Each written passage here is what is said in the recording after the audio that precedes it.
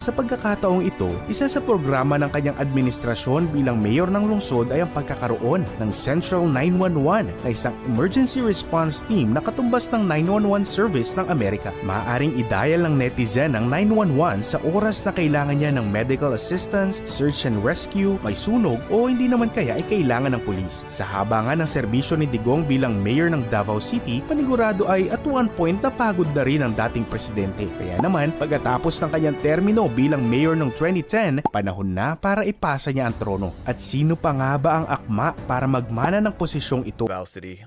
His daughter. Si Inday Sara ang first ever elected woman at youngest vice mayor and mayor ng Davao City. Kinalaunan, si Sara Duterte Carpio rin na magiging youngest vice president of the Philippines. Pero bago natin pag-usapan si Davao City, pumutok ang kanyang pangalan bilang isang ideal na presidential candidate para sa paparating na 2016 national election. Taong 2014 pa nga lamang ay may mga tao nang nagsusulong kay Duterte para sa pagka-presidente. February 2014